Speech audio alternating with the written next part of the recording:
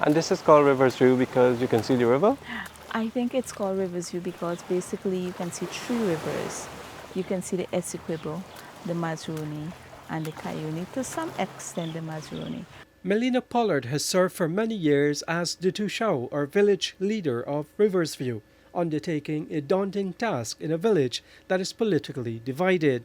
When I saw how it is my village was being run and run down, because we had deplorable bridges and infrastructure and things falling apart and so on, I decided that it would be a good opportunity for me to try and see if I can make a difference. Payments Riversview is receiving from Guyana's sale of carbon credits is helping to make a difference, transforming the village's infrastructural landscape. Take, for example, the newly renovated Stelling.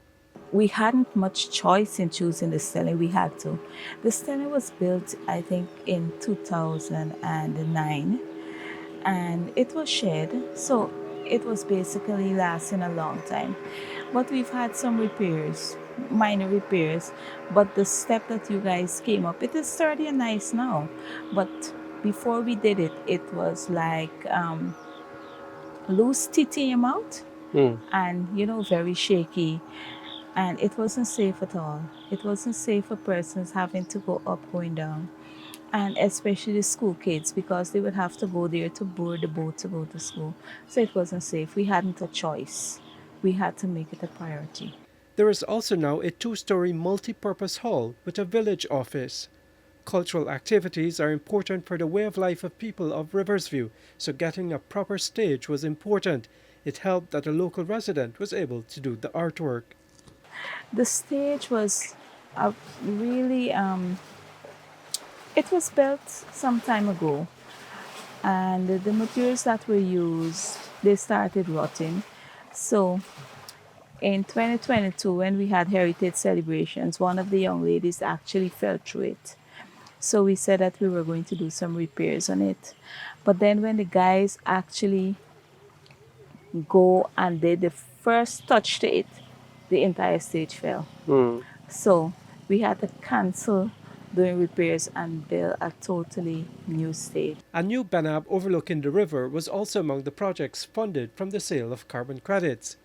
So, how do you get the village to come together to decide on what projects you will execute?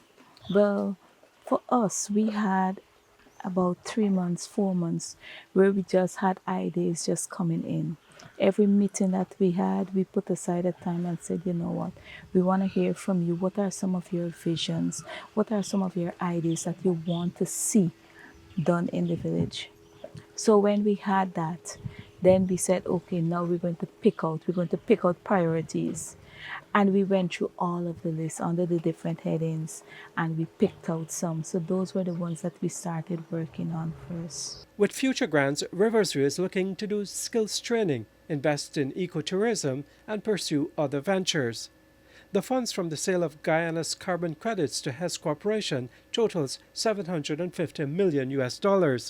15% of the funds are given to indigenous communities because of their historic role in preserving the rainforest. That the forest is providing the means for us to keep living. And I think that that is so important because without the forest, we wouldn't have anything. We wouldn't have clean air to breathe.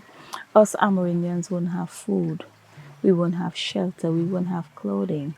Tushao Melena Pollard is very vocal in her support for the funding indigenous communities are receiving. There have been criticisms that the award of the funds does not meet the requirements of the principle of free, prior, and informed consent, FPIC, but Tushao Pollard said what happens in villages should be left to those who actually live in the villages, and not those who trump up FPIC when it is convenient. For me, this entire process have screamed the FPIC. Not only talk about it, persons are being informed. But I think basically what is going to happen is that because you weren't there at that particular meeting, you're going to say you don't know, but you can't speak for everybody. At the end of it, it's your people who will benefit or will lose. And I don't like to see people lose because of one person's foolishness. Reporting for the newsroom, I'm Neil Marks.